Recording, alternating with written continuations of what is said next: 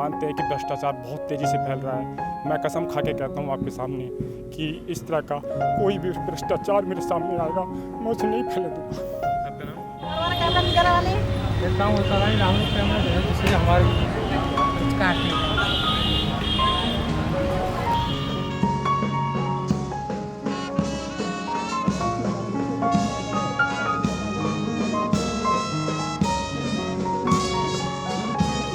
अब ये सारी परेड मुख्य अतिथि महोदय के सम्मान में सलामी मंच से गुजरते हुए ये निकल रही है। एक अद्भुत ही छटा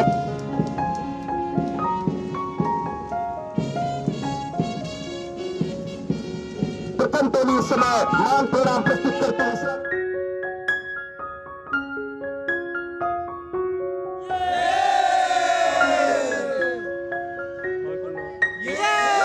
सोलह साल से फौज की नौकरी करने के बाद आज पुलिस विभाग में नीटू सिंह आ गए जो अमरोहा ज़िले के हैं। हम इनसे जानेंगे कि आप पुलिस विभाग में आ गए, कैसा लग रहा है आपको?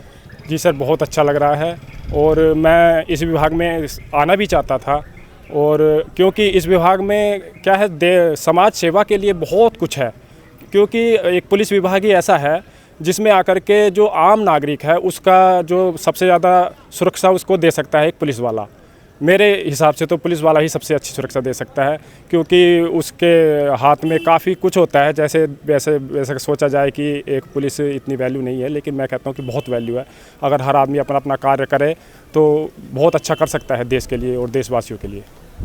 अब ये पुलिस विभाग में आ गए हैं, आपकी जिम्मेदारी क्या रहेगी समाज के प्रति? सर, मेरी विशेष जिम्मेदारी रहेगी कि इस देश में मेरे सामने जो भी कोई ऐसा केस आएगा कि जो मेरे हिसाब से होगा, मैं उसको पूरी निष्ठा और ईमानदारी के साथ पूरा करूंगा।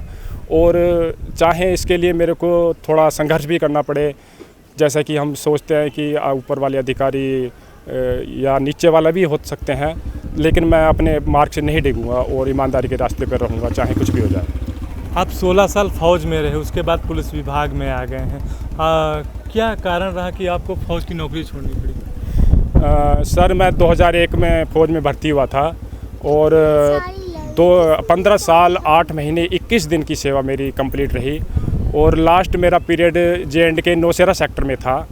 वहाँ पर एक फायरिंग के दौरान मेरे कुछ हेयरिंग में कोई प्रॉब्लम आ गई थी, एक नस में थोड़ी दिक्कत आ गई थी, जिस वजह से मैंने ही अपने आप को फ़ौज के हिसाब से थोड़ा ठीक नहीं समझा। उसमें कुछ एक आधार भी होता है कि आप इस स्तर के हो गए तो ही आप सही फ़ौज में कार्य कर सकते हो।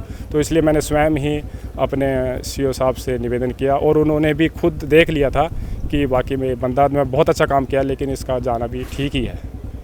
आज के युवाओं को क्या संदेश देना चाहेंगे आप?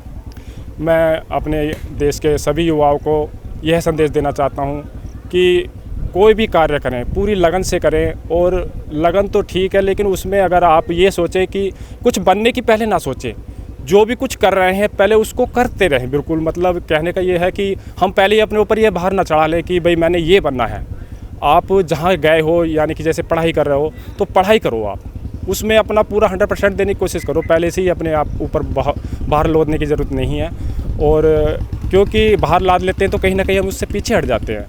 तो पूरा निडरता से साथ पूरे स्वतंत्र होकर अपना कार्य करें। और मैं ये कहना चाहता हूँ कि सुबह ही सुबह का जो टाइम होता है, थोड़ा जल्दी उठने की कोशिश हर इंसान अगर करे और आधा घंटा या 20 मिनट योगा या मेडिटेशन जिसे बोलते हैं, और जैसे एक ऐप है सदगुरु जी की ईशा क्रिया, अगर उसे आप डाउनलोड करेंगे ईशा क्रिया को, तो उसमें दिशा निर्देश बताए गए हैं वो अपने सदगुरु जी द्वारा ही।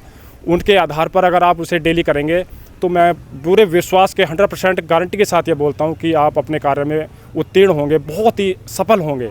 और मैंने खुद के शरीर पर खुद पर यह आकलन किया है। और जैसा कि आज सभी के सामने मैं यह कह रहा हूँ कि 250 लड़कों में तकरीबन फिजिकल फिटनेस में और इंडोर में भी मेरा बहुत अच्छा स्थान रहा। Thank you.